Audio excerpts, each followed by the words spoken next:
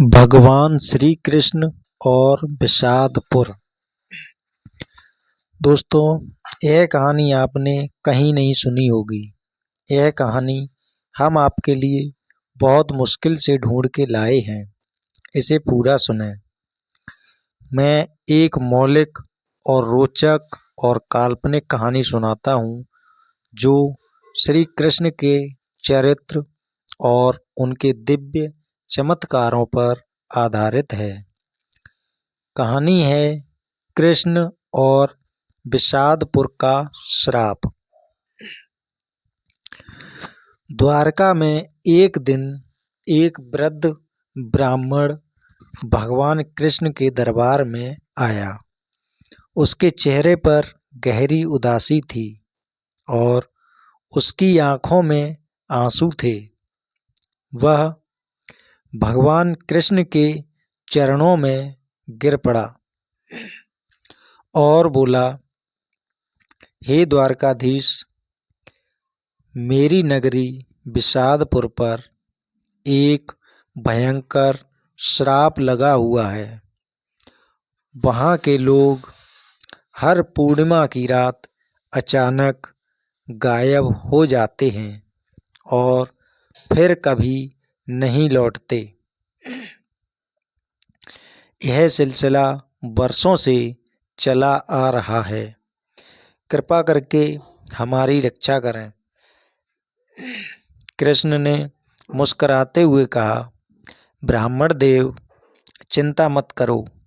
मैं स्वयं विषादपुर आऊँगा और इस रहस्य को सुलझाऊँगा। विषादपुर की यात्रा।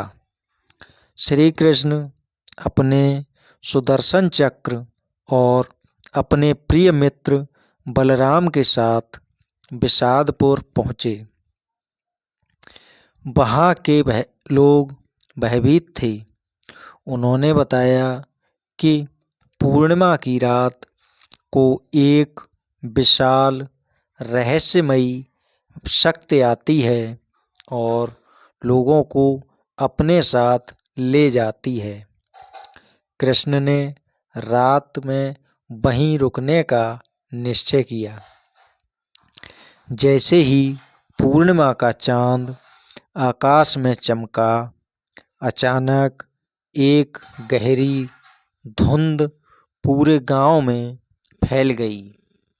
उस धुंध से एक अजीब सा संगीत सुनाई देने लगा जो किसी को भी सम्मोहित कर सकता था। रहस्यमयी द्वार और श्रापित नगर।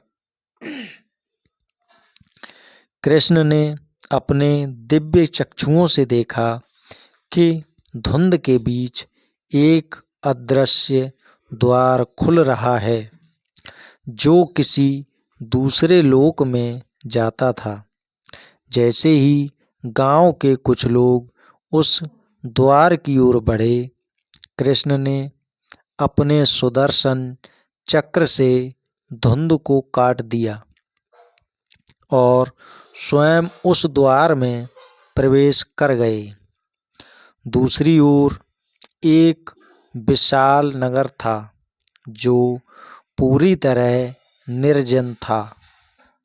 वहाँ हजारों पत्थर की मूर्तियाँ थीं जो मानव आकृति में थीं। तभी एक गूंजती हुई आवाज़ आई, हे कृष्ण, तुमने हमारे श्रापित लोक में प्रवेश किया है। अब तुम भी पत्थर के बन जाओगे। तभी कृष्ण ने ध्यान से देखा। वहाँ एक विशाल असुर वज्रकाय खड़ा था।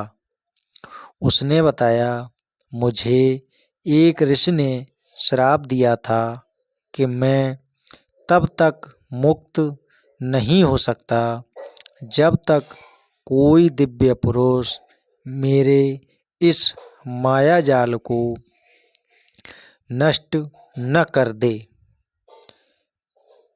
कृष्णा का दिव्य चमत्कार। तभी कृष्ण ने अपनी बांसुरी बजानी शुरू की। जैसे ही बांसुरी की मधुर ध्वनि गूंजी, पत्थर की बनी सभी मूर्तियां पुनः जीवित हो गईं। वज्रकाय असुर का मायाजाल समाप्त हो गया और वह भी अपने श्राप से मुक्त होकर विष्णु लोक चला गया। कृष्ण ने सभी मुक्त लोगों को वापस विषादपुर पहुंचाया और वहां के लोगों को आश्वस्त किया कि अब उन पर कोई संकट नहीं आएगा। इस कहानी का निष्कर्ष। इस प्रकार भगवान कृष्ण ने अपनी दिव्य शक्ति से न केवल एक रहस्यमयी श्राप को समाप्त किया, बल्कि एक खोए हुए नगर को भी पुनर्जीवित किया। इस कथा से यह संदेश मिलता है कि भगवान अपने भक्तों की रक्षा के लिए किसी भी सीमा तक जा सकते हैं। दोस्तों, यह कहानी पूरी तरह मौलिक, रचनात्मक तथा काल्पनिक है। दोस्तों, यह कहानी आपको कैसी लगी कमेंट करके ज़रूर बताएं और हमारे यूट्यूब चैनल के शाक्य स्टोरी को देखें और सब्सक्राइब करें। कहानी अगर पसंद आई हो तो दोस्तों को शेयर करना ना भूलें। धन्यवाद।